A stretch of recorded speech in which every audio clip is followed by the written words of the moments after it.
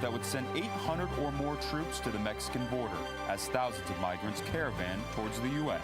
Plus, as the November midterm election approaches, we give you a deeper look into one of Arizona's propositions. Join us as we check the facts regarding Prop 127. And we're taking a look at the history of athlete protests by talking to 2 Olympic medalists. Coming up.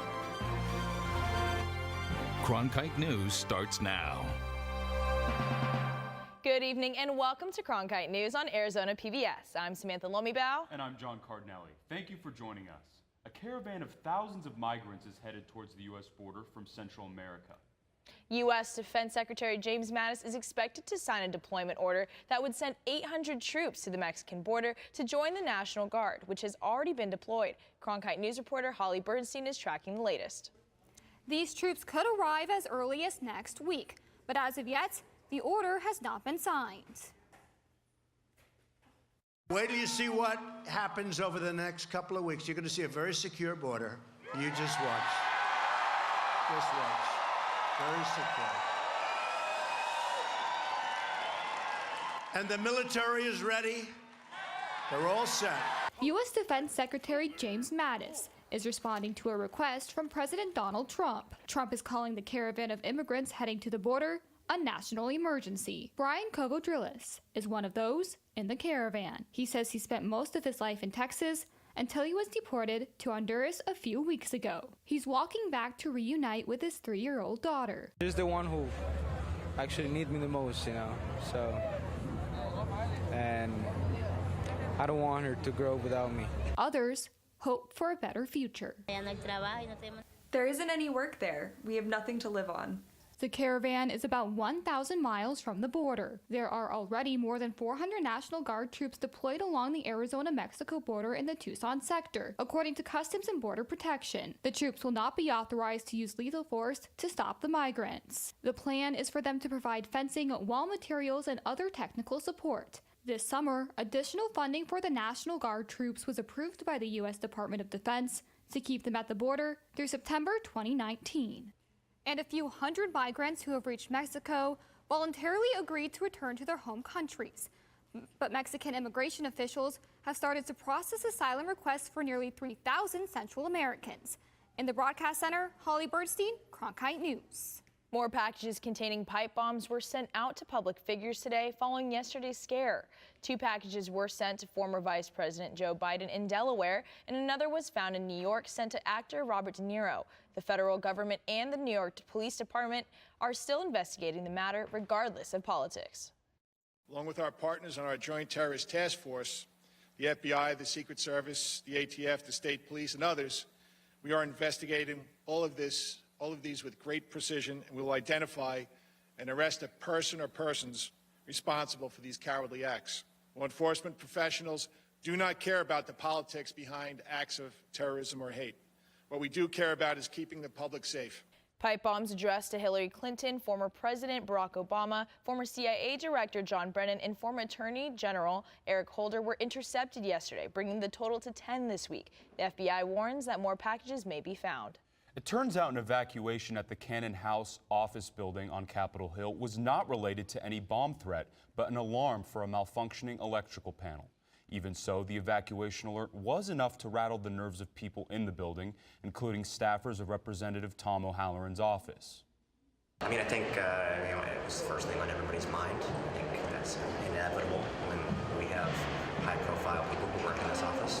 The U.S. House of Representatives is in recess, and most lawmakers are back in their district ahead of the midterm elections. Vice President Mike Pence will be in Yuma tomorrow to stump for Martha McSally in Arizona's high-profile Senate race. Pence is in Florida today, but will fly to Arizona tomorrow for an evening rally to support the Republican candidate. Pence's visit comes just 1 week after President Trump held a McSally campaign rally in Mesa. The latest tally on early voting in Arizona shows that about 35% of the expected ballots have already been received by the state. According to the Secretary of State's office, about 761,000 Arizona voters have cast their ballots already. About 44% of those early ballots were registered Republicans, and about 33% were registered Democrats. 22.5% of the ballots were designated independent or other. An analyst with the Secretary of State is also tracking the voter demographics as each batch of ballots are processed. In the last day, he says the voters sending early ballots have skewed more female and more Democratic. Arizona Attorney General Mark Brnovich has filed a defamation lawsuit against Clean Energy for a Healthy Arizona. Brnovich accuses California billionaire Tom Steyer and other community members of funding a defamatory and misleading advertising campaign against him. Brnovich held a news conference where he discussed the $3.6 million ad campaign, which accused him of accepting $425,000 from APS. The ads claim that led Brnovich to change the wording on the clean energy ballot initiative Proposition 127. If you want to talk about my record, that's fine. Let's have that conversation. But do not make up information. Do not create false facts in order to impugn my reputation. And I will tell you, I was compelled to file this lawsuit when I think about people like my mother. This is an attack not only on me, it's an attack on the Brnovich name. The lawsuit says Brnovich and his campaign received no contributions, donations, or other money from APS. Clean Energy spokesman DJ Quinlan told the Arizona Republic today, quote, Brnovich's lawsuit will fail. Millions of dollars have poured into the fight for and against Proposition 127. The initiative would regulate state utility companies to produce 50% of their energy from renewable sources, like wind and solar.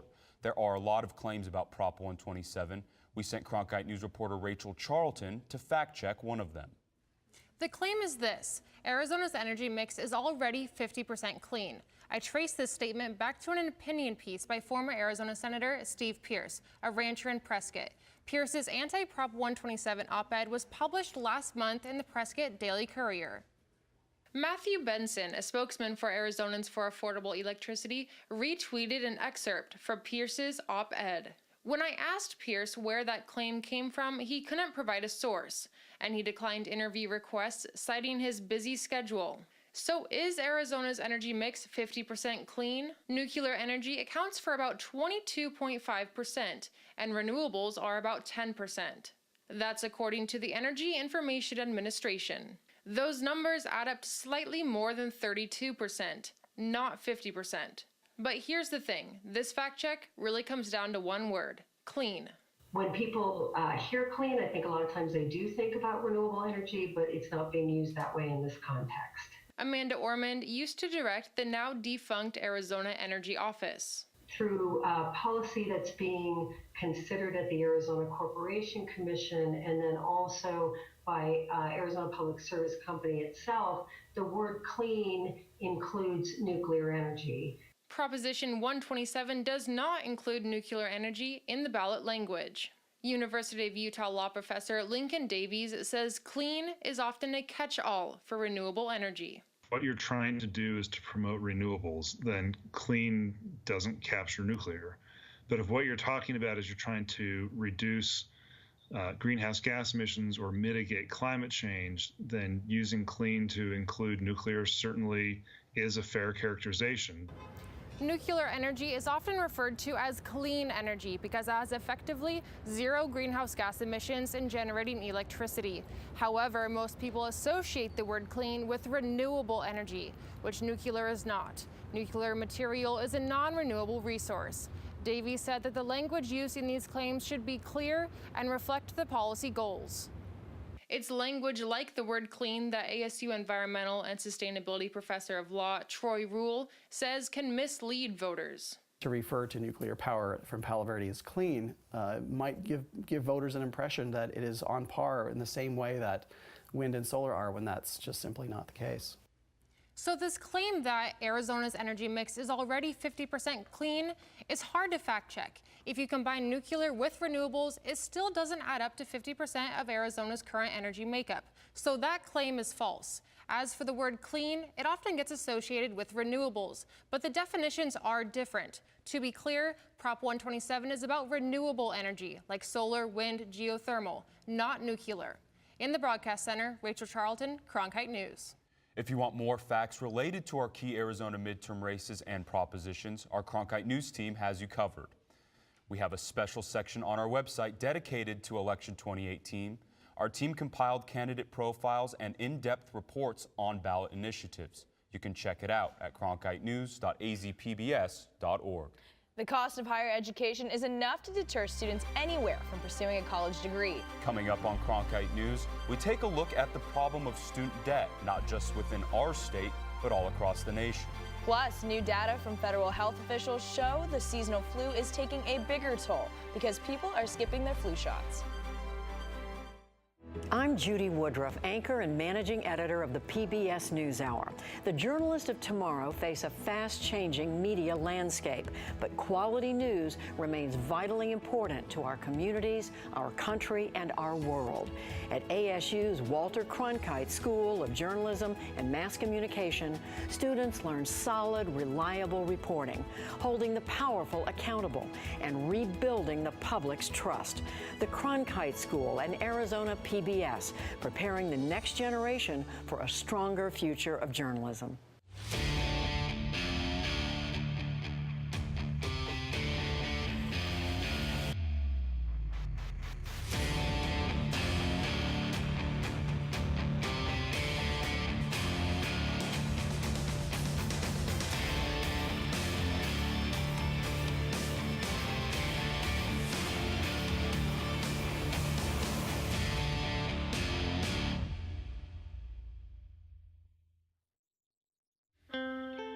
As journalists at Cronkite News, we report on stories that matter to you by focusing on the local impact. We dig deeper and work tirelessly to keep you informed. Live in Wickenburg. Live in Los Angeles. In Cleveland. In Washington. In Louisville. From Jerusalem. Live in Philadelphia. From around the world to right here in Phoenix. At Cronkite News, we report the facts and stick to the truth. The White House and the U.S. Health and Human Services Department announced today what they call historic action to bring down the price of prescription drugs and change the way Medicare would pay for more expensive medications. The proposal calls for certain drugs administered in doctors' offices to a payment level based on international prices instead of domestic. The health department says overall savings to programs like Medicare and to patients would total more than $17 billion over 5 years. But the proposal is structured as an experiment and would only apply to half the country. And experts say drug makers are sure to push back, arguing that this would be like adopting price controls. President Trump said the mission is to end subsidizing lower prices for prescription drugs in foreign countries through higher prices in the U.S. A report released by Health and Human Services today found that pharmaceutical manufacturers charge 1.8 times more for Part B drugs in the U.S. compared to other nations. A new report from the Centers for Disease Control and Prevention says that last year's flu season was the deadliest in decades, due in part to fewer adults getting flu shots. The report says vaccination coverage among adults was about 37%, down 6 percentage points from the previous flu season. Meanwhile, the U.S. Food and Drug Administration has approved a new flu drug for the first time in nearly 20 years. Xofluza can be used on patients 12 and older who've been showing symptoms for no more than 48 hours. Officials stress that while this additional treatment option is important, it's not a replacement for a yearly vaccine. Faith leaders across Arizona now know how to use the life-saving opioid overdose reversal medication. Today, I attended a training focused on administering Narcan to help those battling addiction. Dozens of faith leaders from all over Arizona decided to take action against the opioid epidemic. So much needs to be done for young people before drugs become the answer. The Attorney General's office held a training about Narcan to help combat overdoses. All the medication is from here to here. It goes intranasal. So you just set it maybe about that much into the nasal cavity and then push. According to the Arizona Department of Health Services, there have been more than 14,000 opioid overdoses over the past 15 months in Arizona alone. Clergy member Kim Sterner says her son Jonathan died of an opioid overdose in 2016. He was in the ER and his dealer came into the ER and Jonathan shot up while he was in the hospital. He was on life support for 4 days and then we finally just took him off. It ended up being his birthday. Fred Taylor from the Attorney General's office says this training can save lives. There are going to be cases and times when somebody might OD in church or they're going to OD in and around the church. So we're equipping people for the future. The Attorney General's office has trained more than 300 members of law enforcement on how to administer Narcan so far. Student debt affects millions of people across the country. Coming up on Cronkite News, we take a look at how Arizona ranks compared to states across the nation and the possible solutions to solve it. It's a lot cooler today than it was yesterday, but we're going to warm up a little bit this weekend. More after the break. By the year 2050, there will be more plastic in the ocean than fish. Before Professor Halden, I had an insane amount of passion, but I almost felt helpless because I didn't know how to use it. Professor Halden gave me a chance to make a difference. Being at a place like ASU allows you to take these big leaps. Ultimately, the biggest problems in the world cannot be solved alone.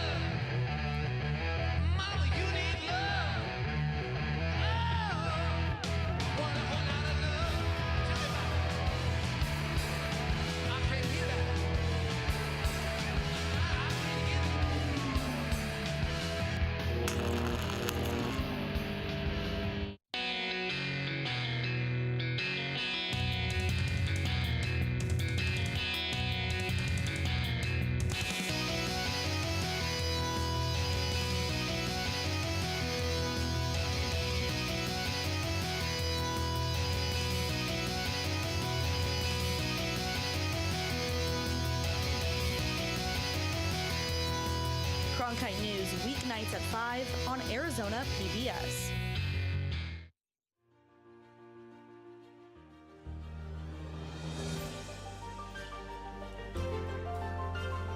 Officially from 36, and he hooks it in! Arizona State wins!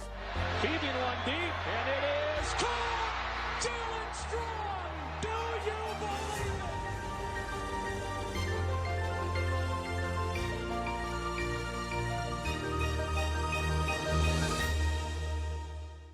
Experts are weighing in on the looming amount of student loan debt that often comes with attending college.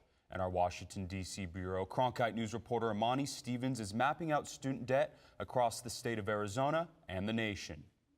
I have to go to college and I have to take on debt to get there. If there's any doubt about student debt, the third installment of this map shows that it is a national problem. The dark shades of purple indicates areas where up to 10% of students are delinquent, what they call extremely high rates of delinquency. And parts of Arizona are really purple.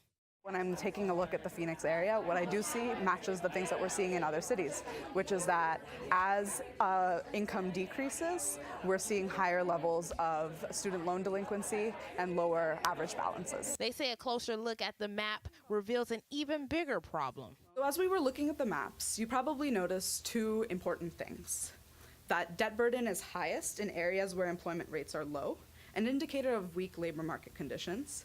And debt burden is also high in zip codes that have high average loan balances. And she said those are the people who need help the most. It's people who are trying to climb to the middle class and really take advantage of higher education's promise that are also seeing it go unfulfilled. The map breaks it down by those that identify as African American or Latino to show delinquency levels for those populations. We're seeing that African American borrowers in particular are suffering from really high default rates. About 50% of African American borrowers are defaulting. Their rates are also extraordinarily high, even if they have a bachelor's degree. There are solutions, Morgan says, and that may help people pay off their student loans. We need to set some new bars that look at not just are you able to repay your debt, but are you able to actually be successful and do the things that we thought people ought to be able to do with a college degree. In Washington, Imani Stevens, Cronkite News. The experts say that the localized data can serve as a tool to pinpoint the rise of student debt and make changes on the policy level. A $1 million Powerball ticket was sold at a gas station in Surprise yesterday. According to Arizona lottery officials, the ticket matched all 5 numbers except the Powerball. The winner has not come forward. The Powerball is now an estimated $750 million with the next drawing on Saturday. I can't believe it, Sammy. We're just 1 week away from November, but it really doesn't feel like it outside. No, it definitely seems to be warming up. Let's check in with Micah Bledsoe for the weather forecast. It is warming up. Currently right now, it's a lot cooler than it was yesterday, but later on in our forecast, we'll see that it's warming up over the weekend. Clouds and winds are moving eastward out of Arizona, so it's a bit windy outside, but that's not too much to worry about. Over the next 8 hours, we'll experience a slight decrease in temperatures as we get ready for the evening. Tomorrow, highs in the 88s here in Phoenix, up north 67 in Page. Out in the west, we have high temperatures in the 90s. Low temperatures here in Phoenix, they will be 64 degrees. And this weekend is the great weekend to go to the fair because Sunday is the last day. Saturday, it'll be 90 degrees and nice and sunny. This weekend, it'll be warm, like I said, and later throughout the week, it'll drop down a little bit. We'll get into the 70s and experience lows in the 50s. In the Cronkite Weather Center, Micah Bledsoe. Athlete protests have been a common occurrence over the last few years, but they're far from new to headlines. Coming up on Cronkite News. Learn more about the history of athlete protests from two 1968 Olympians. If you're looking for one show that tells you what happened that day in the world of business, it's NBR. We saw a classic shipwreck. Nordstrom's opening stores. Triple-digit gains. Crude climbs. We're there to help our audience find new investment ideas. The market still has room to go up. Nightly Business Report is the longest-running business television program in history. Weeknights at 10:30 on Arizona PBS. I'm Matt Berry, ESPN Sports Center anchor and graduate of ASU's Walter Cronkite School of Journalism and Mass Communication. With its bachelor's and master's degrees in sports journalism, the Cronkite School is preparing the next generation of sports journalists to tell stories that matter, stories that excite, inspire, and inform. Cronkite immerses students in covering sports at all levels in one of the country's top sports markets. It's this hands-on experience under the guidance of award-winning sports media veterans that shape the top journalists of tomorrow. Millions of people die every year from drinking dirty water. I would never have felt I had the ability to do something without ASU pushing me. We built filtration systems out of local materials with the people. To see those kids drink clean water for the first time, it's the most rewarding feeling that you can ever have. I went to ASU because I wanted to change the world. The thing I never would have expected is how the world would have changed me.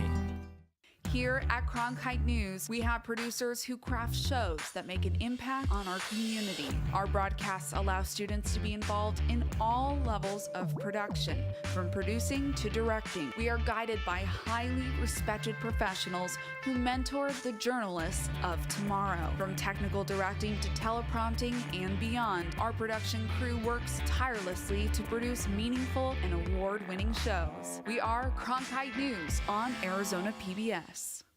Although athlete protests have taken over headlines in the past few years, this type of activism has been making a powerful impact on sports for decades. Cronkite News reporter Justin Parham spoke to some past Olympic medalists about why the conversation has not changed. On the Mexico City Olympics podium, John Carlos and Tommy Smith raised their fist in protest. In 2016, Colin Kaepernick decided to take a knee in protest. Despite almost 5 decades separating the events, both central figures believe their message was misinterpreted. They changed the scenario from the Olympic Project for Human Rights and made it a Black Power movement. Just like Mr. Kaepernick said, I'm concerned about police brutality. They changed the scenario on that.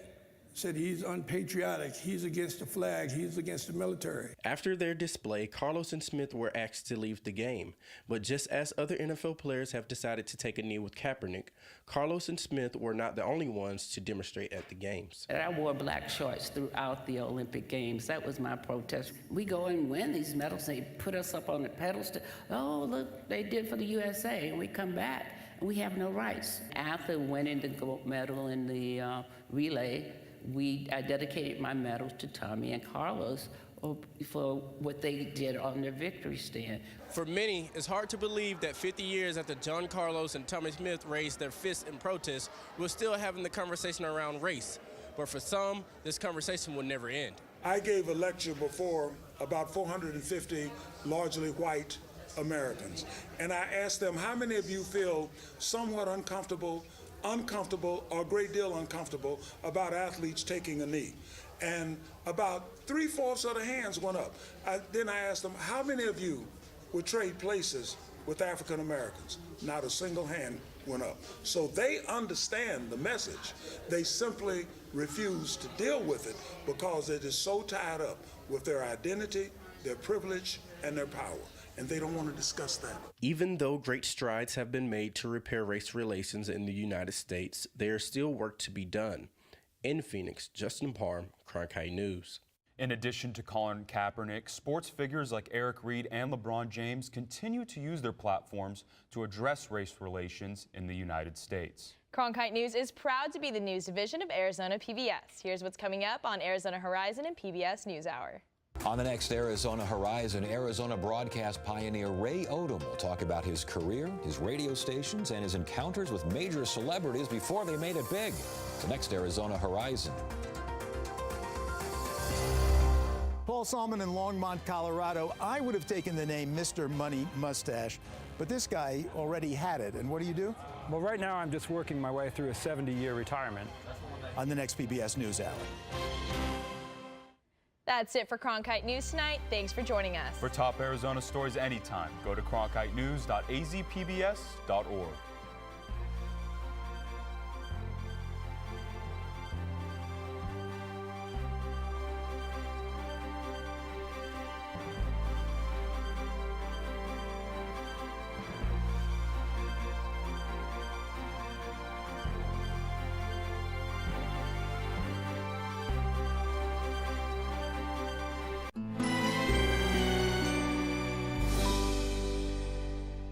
Phryne Fisher is a detective. Things could get interesting around here. Who isn't afraid to live a little. I hope you're not concealing a dangerous weapon under that skirt. I'm concealing a lot of things. The irresistible series, Miss Fisher.